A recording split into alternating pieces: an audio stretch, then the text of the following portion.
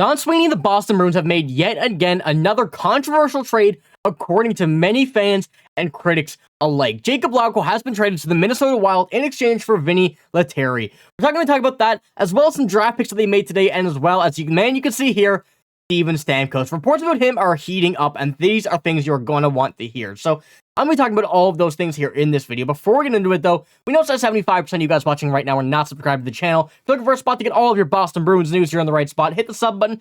Join me here on this channel. We're very, very close to 3K. It would mean the world if we could hit that. And the channel's been going fantastic lately. You guys have been killing it in the support, and I do very much appreciate it. And I had to get off the golf course here to make this video. A lot of stuff went down today, so I am a bit late, and I do apologize for that. But let's get into our first topic here, which is a pretty shocking trade, to be quite honest with you.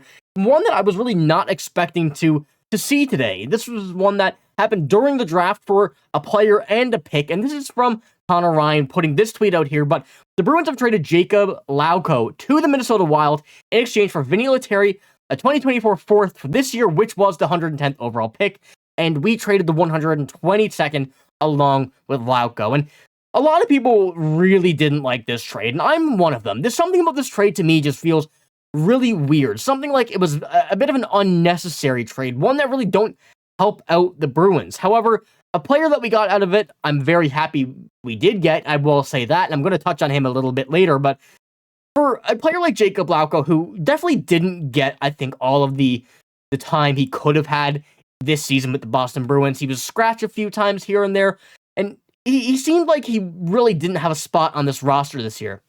And going into next season, in the back of my mind, I was really thinking that he could have had a perfect spot next year, helping out some of these younger kids and making this roster and pulling them into their right spot in their lines and whatnot. But that's not the case. It's not going to be what we're seeing here. Is now Vinni Letteri, I should pull up this one here so you can see him, is replacing him on the fourth line as of right now. Now, these are just obviously mock lines. We won't see nothing until, September, October of this year to actually see what's going to happen with this. But for a trade for that fourth round pick in exchange for Vinni Letteri, and basically it's just a pick swap for Vinni Letteri and Jakub Lauko, I'm really not a fan. I think Lauko has a lot of upside that really, he just wasn't given the ultimate chance he needed. And I know that there's only so many chances you can give, and there's only so much time you can wait for a player. But I think that there could have been a better fit for him somewhere on this team. And I guess right now what we have to say is that it sucks, he obviously isn't on this team anymore. The trade happened and whatnot, but I still feel like there could have been an absolute better scenario for the Bruins in this case, whether it be a specific player to target, a bigger trade, sweetener, we could say. We have one that could be Rutger McGroarty. A lot of people were saying the Bruins could be targeting him, and that would have been an add-on to that the Winnipeg Jets would have wanted to have. So, a bit of a weird scenario for a trade. I figured the Lauko trade could be coming. Really didn't want to, but this is not where I expected him to be traded to. Not location-wise, but the scenario. So let me know what you think about this pretty weird trade that we've seen Don Sweeney make here today. But let's move on to the picks. The sneaky good draft pick that I want to talk about, as well as just kind of a little draft breakdown now that it is over. And I did miss out on some of the picks here this afternoon, golfing, of course. But if I go and pull up this one right here, this screenshot, I'll pull up this one once again so you can see the names. Dean Letourneau, obviously the first-round pick that I think I've seen everybody happy with here so far in the reactions to this, our comments, Twitter, and whatnot. And then you have Elliott Groenewold. I do apologize if I pronounced that wrong. He's the 110th pick that was traded in that Jakub Lauko trade to get. He's a very solid player, I will say that. A big defenseman, a very solid defenseman who is going on to play with Quinnipiac, who won the Frozen Four college national championship for hockey. So he's going into a good program, a very, very good program, and this is going to be a great chance for him to develop. 6'2", 201 already. I'm liking the way that he's going to turn out. I like the highlights I've seen from the few that I have seen from. Can't say I've seen too many, but I like what I see on the surface. But the pick that I wanted to say is a bit of a deeper, sneaky one is Jonathan Morello. This guy is one player that a lot of teams, I'm sure, had their eye on around this time. He wasn't going to be one of these first, second, third round picks, but you always have those players that later on in the draft, you could get a very, very good player. We've seen many players around the NHL kind of be in this scenario and turn out to be superstars. And this player, I don't want to say he could be one, but I want to say that of everybody in this 4th round, he could certainly be one of the top candidates to fill that role. And I'm going to pull up his stats here from Elite Prospects. As you can see, this year, playing in the OJHO, which is a Junior A hockey league in Ontario, and going to play in Clarkson University next season. 57 points in 50 games, but in the playoffs was the big part. 21 points in 11 games with 12 goals and 9 assists. You know, this guy's averaging a goal a game in the playoffs in Junior A.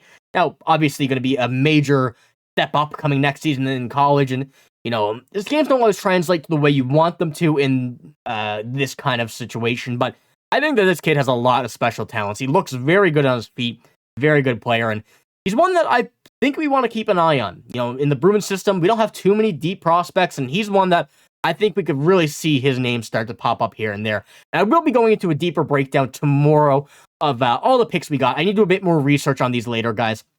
Obviously, we know Dean Letourneau, incredible player. And these other 3 that we drafted here today, going to be a bit of a deeper dive into them, but video will be on them tomorrow, going a deeper breakdown, as I said. But let's head on to our 3rd and final topic here of this video, which is the big one.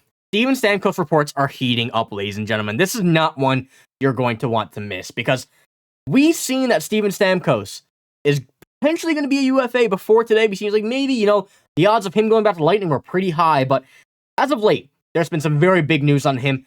He was offered 8 years, $3 million by the Tampa Bay Lightning, and obviously he declined that. That's not the deal that he was looking for, but very, very, you know, odd that the Tampa Bay Lightning would offer their captain, star player, $3 million for 8 years. A guy who has served his entire career on this team, won you multiple Stanley Cups, been a part of this team and the core of this team for a very long time, and you're basically disrespecting him offering this $3 million deal. This, to me, is making my mind wonder what Steven Stamkos' mind is going through right now. Does he want to leave Tampa now that he sees the disrespect they're giving him with that contract? And even today, which is a new updated screenshot and a new bit of news we have here, this is from Julien Brisebois on the Bleacher Report Open Ice, said that he did not make an increased offer to Stamkos in the light of today's trades that cleared up cap space. That coming from Mikhail Sergachev, who was traded to Utah today.